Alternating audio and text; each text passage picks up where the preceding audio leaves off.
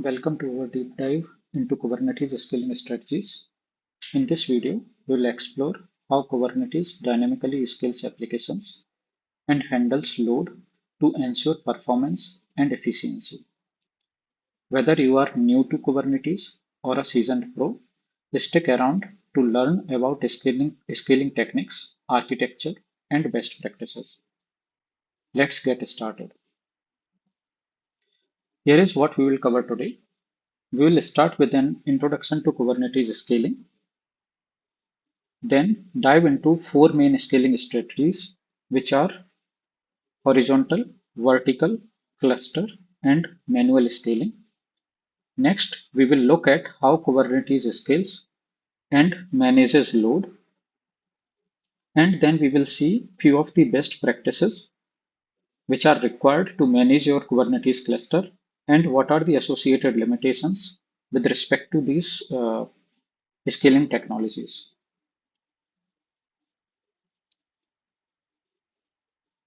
Okay, so what is Kubernetes? Kubernetes is the go-to platform for orchestrating containerized applications. You have must seen that now in the modern applications deployments, most of the applications are getting deployed as a container. And we require a tool to manage those containers in the deployed environments. And Kubernetes plays a crucial role over there.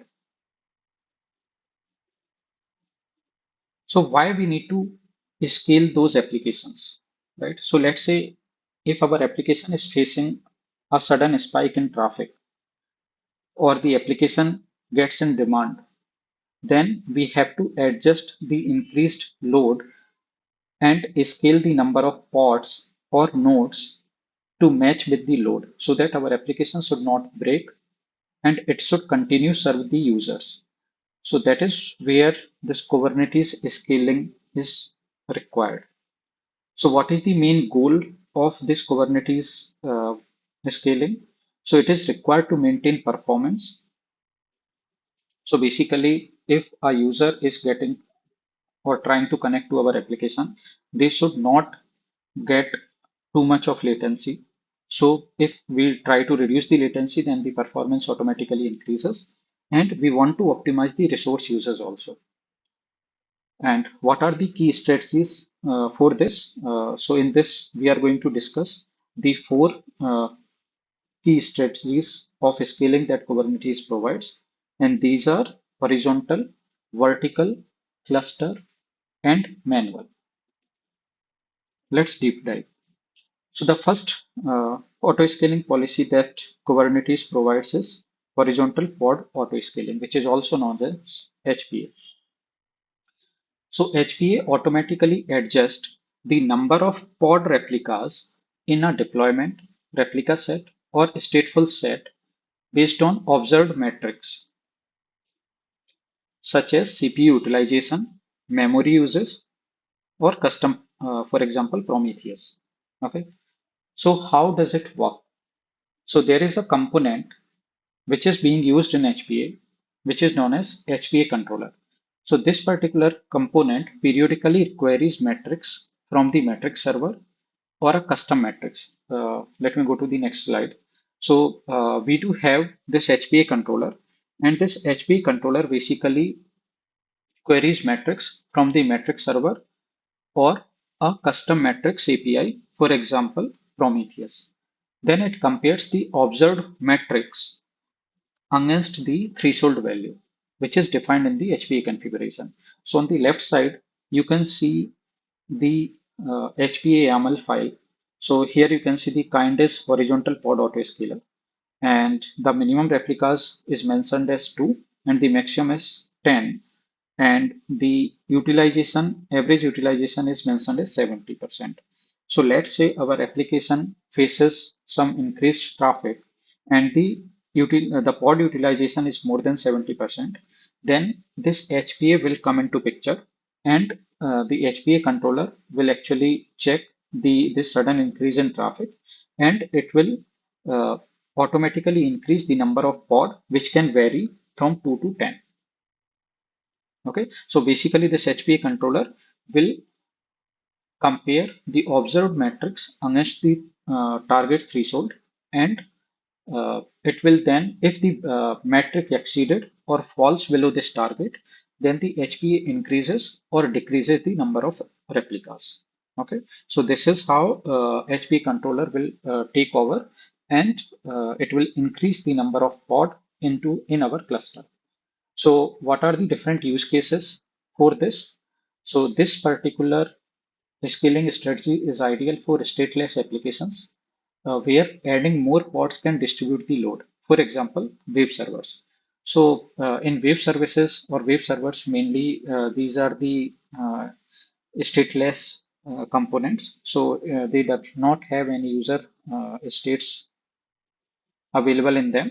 So this horizontal pod scaling we can use to increase the number of pod replicas of web servers. Okay, so mainly this we cannot use for the databases where we generally use the or store the user states, right? Okay, so the next is vertical pod autoscaling, which is also known as VPA. So VPA adjusts the resource requests and limits CPU and memory of pods rather than changing the number of pods. So the main difference between HPA and VPA is in HPA, we increases the number of pod required in a cluster. Okay. But in VPA, we actually increase the resources associated, for example, CPU or memory in a particular pod. Okay. So how does it work? So there is a component which is known as VPA recommender.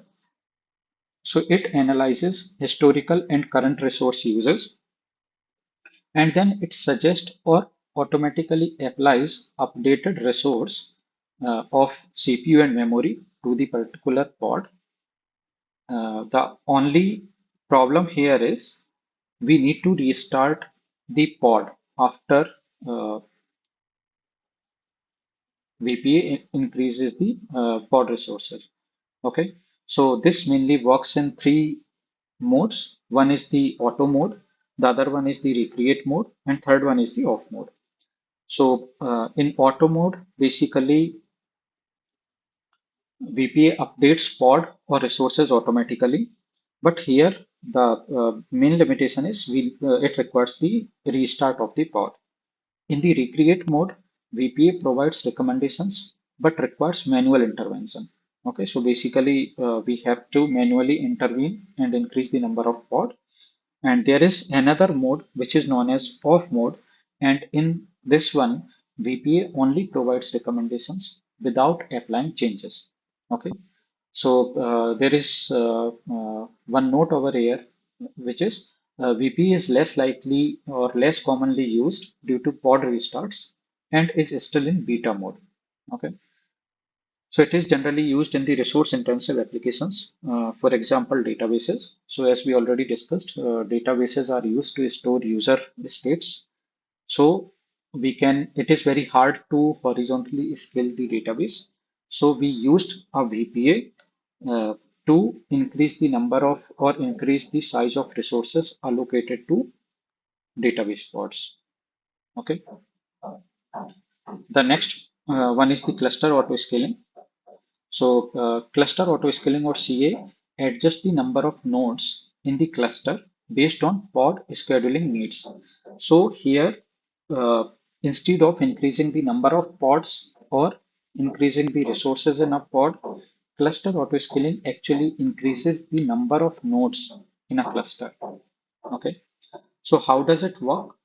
So if pods cannot schedule due to insufficient resources, then CA adds nodes to the cluster. Okay.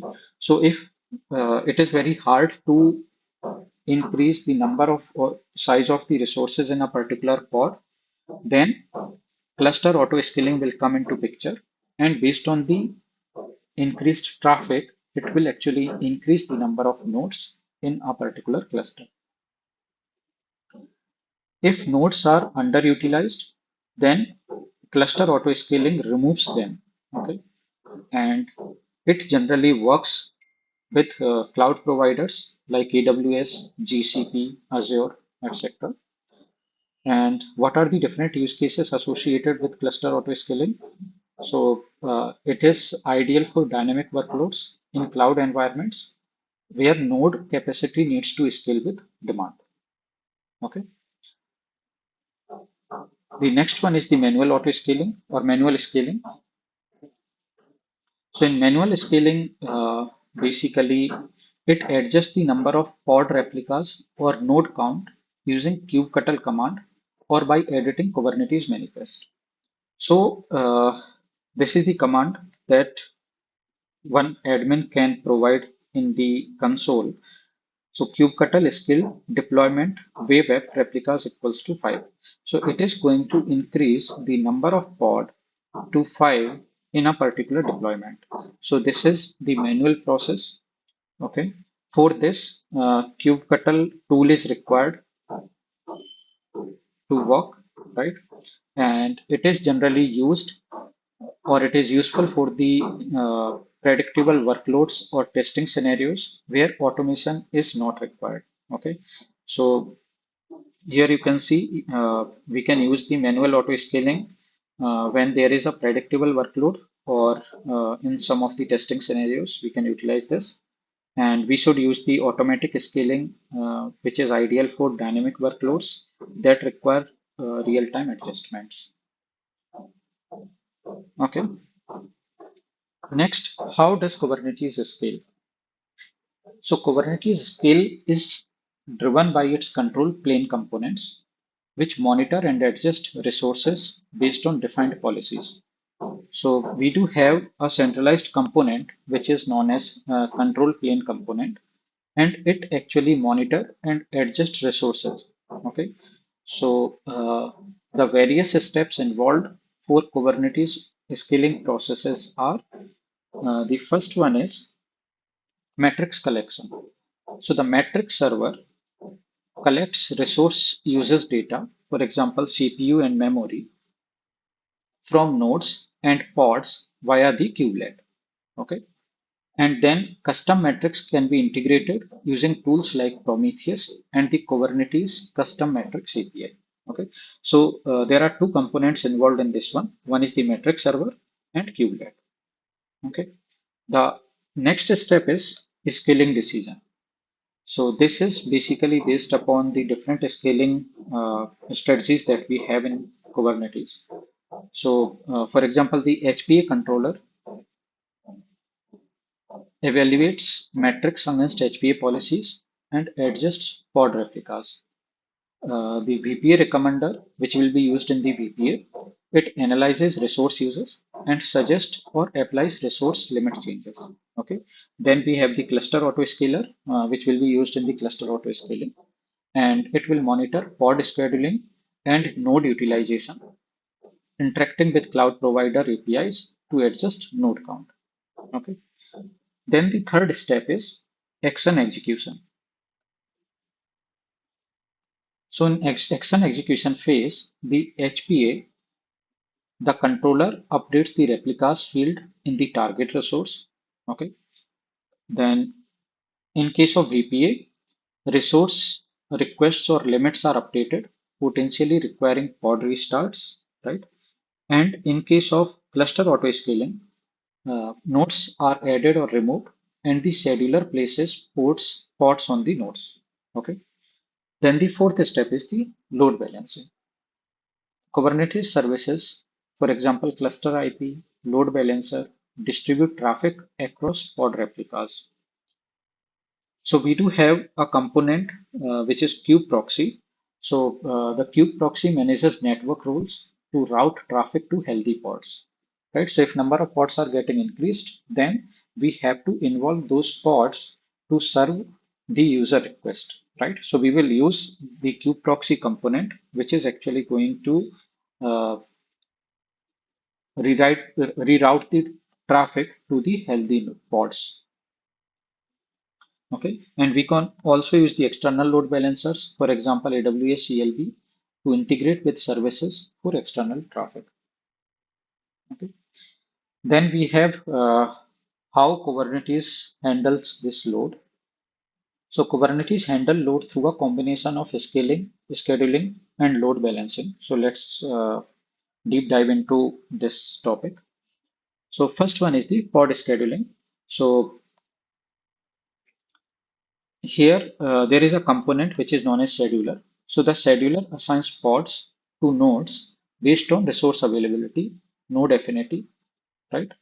And then it ensures pods are placed on nodes with sufficient CPU memory to handle the load.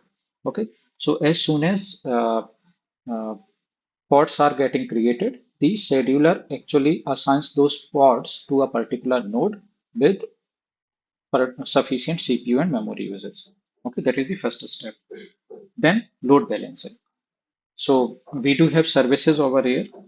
So services provide internal load balancing across pods using a virtual IP or DNS. We do have Ingress. So Ingress routes external traffic to services based on URL paths or domains, often backed by an Ingress controller, for example, Nginx.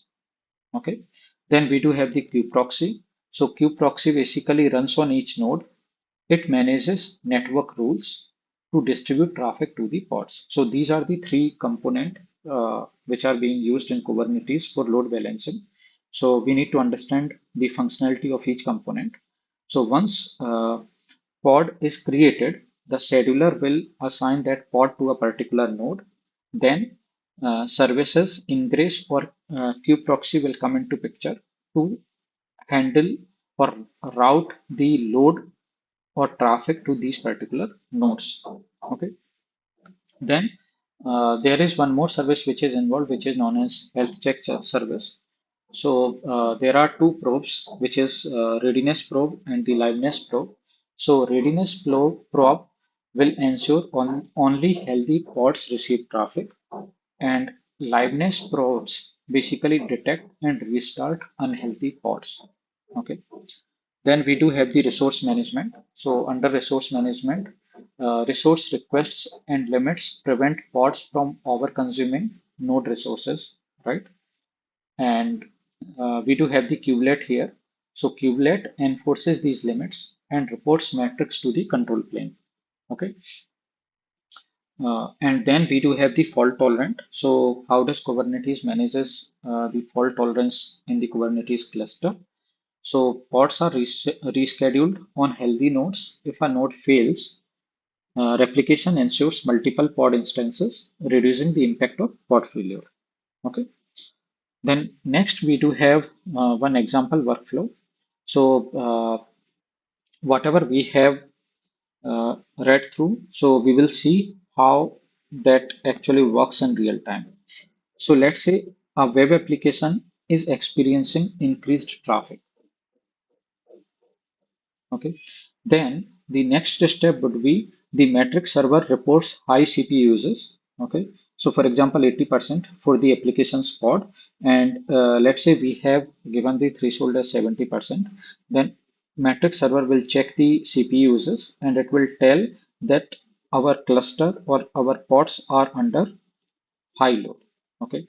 Then HPA controller will come into picture, and the HPA controller will actually detect this, and it will increase the number of pod replicas. So for example, from 2 to 10, it can increase. Okay. Then scheduler will come into picture, and the scheduler places new pods on available nodes. Okay. Then, if no nodes have sufficient resources, the cluster autoscaler provisions a new node. Okay, so let's say if there is a node which is not having any sufficient resources, then it will provision a new node. Okay, and they will assign some pods to that particular node. Then Kube-Proxy will come into picture and it will actually update network rules to distribute traffic across all pods. Okay. Then we do have the ingress controller, which is going to ensure external traffic reaches the service, which load balances to the pod. Okay. So this is how the complete Kubernetes scaling works in real time. Okay. Next we do have the best practices. Okay. So use HPA for stateless apps. VPA for resource intensive web. So this we have already seen. So HPA is horizontal pod scaling. So horizontal pod auto scaling should be used for stateless, for example, web application or web application servers. And VPA should be used for the stateful, for example, databases, which are very hard to horizontally scale, right? Combine HPA and CA for dynamic cloud workloads. Okay, so if we want to handle the increased load in real time in a more better way, then we should actually use horizontal pod scaling and cluster auto scaling. So through horizontal pod scaling, we will increase the number of pods, and through cluster auto scaling, we will increase the number of nodes. So this will be used to scale better. Okay. Then integrate Prometheus for custom metrics, right? So Kubernetes actually support some custom metrics also along with the AWS metrics that it provides. For example, we do have the CPU resource utilization, memory utilization. So if we want to add more flexibility, then we can use custom metrics like Prometheus. Set resource requests or limits to avoid connect contention. Okay, so this is actually used to define the size of the resources in a particular pod, and this is used to avoid the contention. Okay, and use readiness probes to ensure healthy pods. Okay, so this we have already discussed that it will readiness probe will actually define which pod is ready to handle the traffic. Okay, so it will be used by the Kubernetes controller to or Kube-Proxy to divert the traffic to a healthy pod. Okay. After that, we do have certain limitations with our auto-scaling Kubernetes components, and these are with respect to HPA, metric delays may cause over or under scaling, right? So HPA is generally used in conjunction with the metrics, but if there is a delay in the metric data, then it might occur that a particular pod or resources are being over or underutilized. Okay. In VPA, we have already seen that pod restart is required, right? So this will disrupt the applications. Okay. In CA, cloud only support is there, requires provider integration, right? So cluster autoscaling works well with cloud infrastructure like AWS, GCP, right? And then we do have the metric server.